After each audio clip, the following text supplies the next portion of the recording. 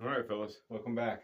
So today we're going to talk about something that a lot of people might overlook, but it's an easy place to start as far as some performance issues.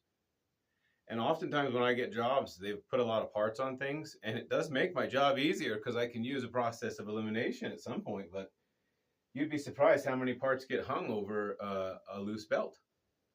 So we're going to talk about, as far as performance goes, why this is so important for big semis, and especially the difference between that and, say, well, not the difference, but what it is about trucks that this makes this so important. Okay, so we're going to talk about an alternator not charging. So remember that we have loads like a 40 horsepower pneumatic fan hub, a Horton fan hub, right? An air actuated fan hub. So with 90 pounds of applied air, it is what it takes to release that fan hub. So key on, psh, and then it spins freely, right? When it's engaged, well, that's not even a correct procedure for every single fan. This is what I want to get at. Remember, we teach the theory of how to operate all of them. So I'm going to be able to do that for you. So there's some of these solenoids that operate those fan hubs, all right? They fail. Oftentimes they leak more than they fail. That's why that 90 pounds is first check. So we're going to go through the easiest to the hardest as far as like a fan, and then we'll try to go down the rest of these, but I kind of jump around in my head, guys. I'm sure you guys have noticed that.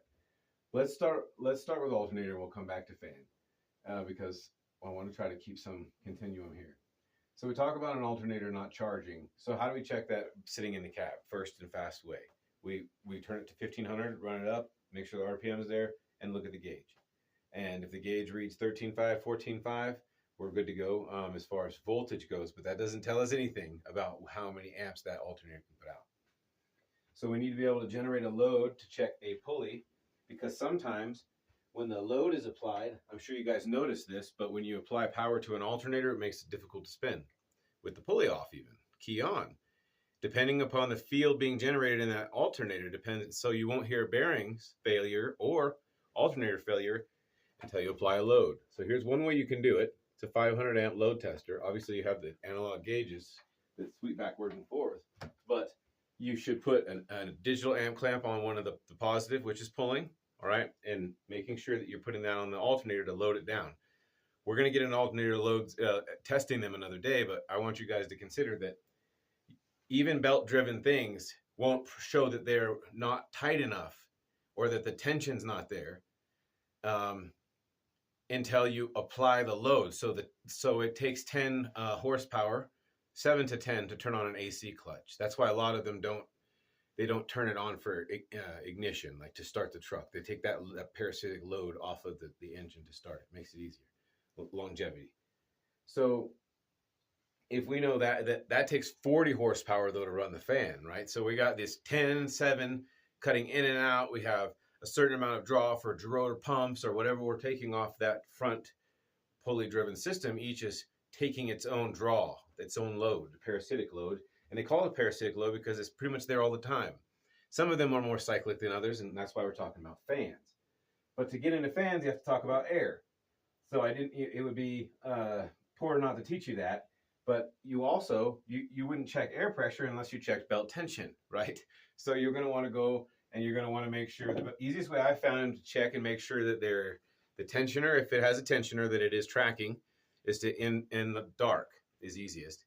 Put a light, and if you can, a strobe lamp, but you put it on the front of the engine and look out from underneath, and you can see if that tensioner is tracking, it'll be moving quite a bit all the time.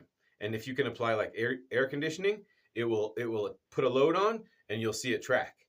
If you hear the clutch kick on and it doesn't do anything different, you can then investigate further. But that tensioner, and I'm sitting here doing this, is what you're looking for as far as movement goes. To make, if it's just standing still, man, that spring is done. And it might not show its face at idle. It might. Who knows? But I'm trying to give you a wide breadth of ways to look at this as, hey, I know I need belt tension to drive a pulley driven item, and I know the load's going to change, and that's what's really the most important about what I'm saying. So power steering could be weak from a weak tension on the belt. Engine could run hot just from slipping fan, right? And then you can have overheating, obviously, from a water pump that has no tension on the belt, because especially at idle, you'll see that, especially because there's no thermal exchange there with the radiator.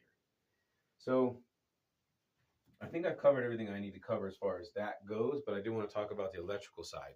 So the computers now, they have something specifically where computer scientists really look at this many years ago, really, and noted that there was less thermal fatigue inside of the internal components of the computer when they were controlling the ground circuits. And they were doing that by closing and opening that ground, but having a constant power there all the time. Now, on some, like Cummins, that's an output driver. So that's a literal 12 volts to a fan solenoid, all right? But on someone else, it might just be controlling a ground circuit to a relay. You've got to look at every circuit to what it is. It depends on what age you're looking at as far as technology goes. But you should know that with it not at the temperature of fan engagement. So let's say we have a 226 degree fan engagement for a C15 cat, right? That's pretty late. And let's say that we're getting higher temperatures than we should. That means then it might just be a slipping fan.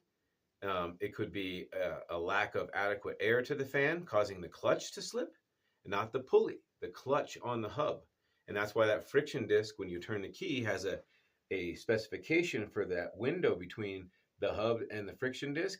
It's I'm not going to tell you the thousands, but it's in the manual.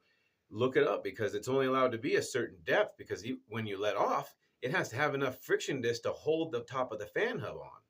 These things end up as performance issues, and usually they're difficult to find because they are working. They're just not working well.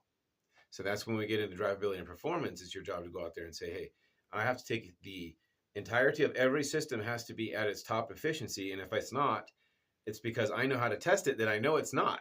So you can't just, fumble your way through there hoping to find the big problem when it might be something that is operating, but it's not operating well. Okay. So I think that's covered it for today, and I really appreciate your time again. Have a good night, fellas.